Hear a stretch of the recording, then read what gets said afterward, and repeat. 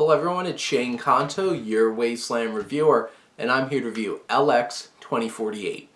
And this is a science fiction film in a world where the sun is so powerful that humans can no longer go outside, so people make clones of themselves to send out into the real world, except for our main protagonist, Adam Bird, played by James Darcy, is like, no, I'm going to live my life, and he has a grudge against anybody else who's just lost now in what is pretty much a virtual world where people spend almost all their time in this virtual reality because they can't go outside. They can't go outside without a bunch of precautions. Like,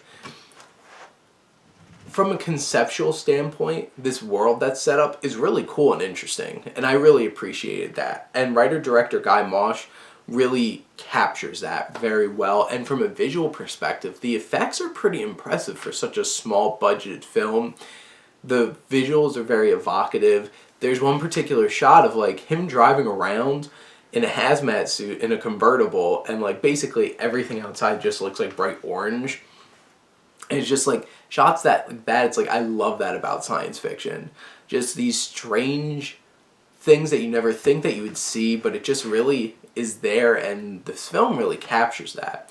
And like I said, there's some pretty impressive visual effects in this film too, for a film that seems like it's pretty small budgeted, small scale. And James Darcy by far is the biggest highlight of this film. He really has a committed performance in this.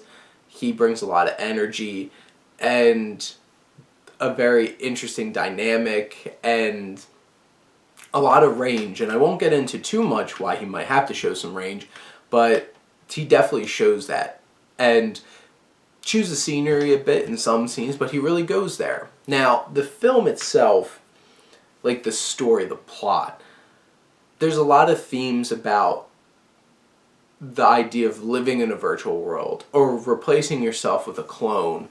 And there's some specific plot points in this that are very thought-provoking. Like, what if you're all in this virtual world, what if somebody deletes all of that? What happens? That moral dilemma is like, would you want to be replaced by a clone after you die so that your family still has somebody there for you?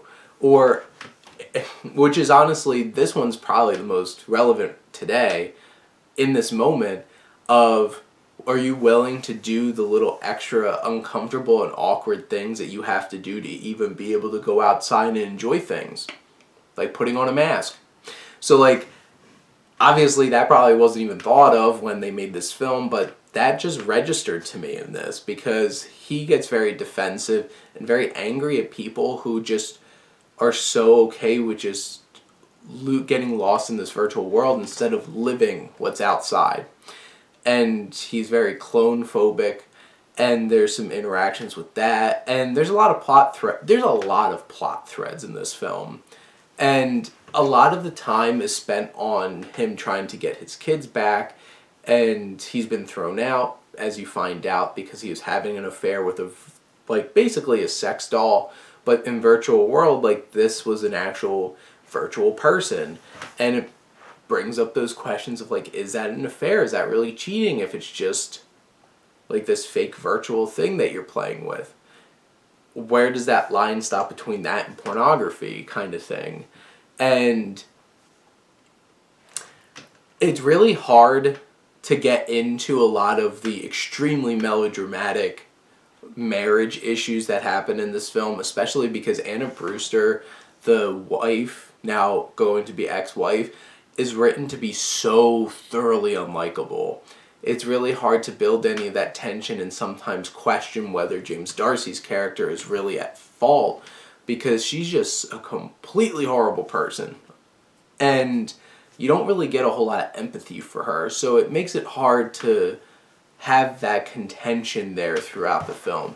There's some other plot threads with different characters popping up, like Delroy Lindo's in this after his big performance in The Five Bloods, and like, he's in it for a little bit, and like, they dip a little toe into what his character's doing. And then there's Gabrielle Cassie, who plays Maria, who is this virtual reality person that gets brought to life for James Darcy's character, and it's just like, there's only really one scene of digging into that thought, and then it's so rushed in that scene that it kind of just feels like spouting philosophy at you.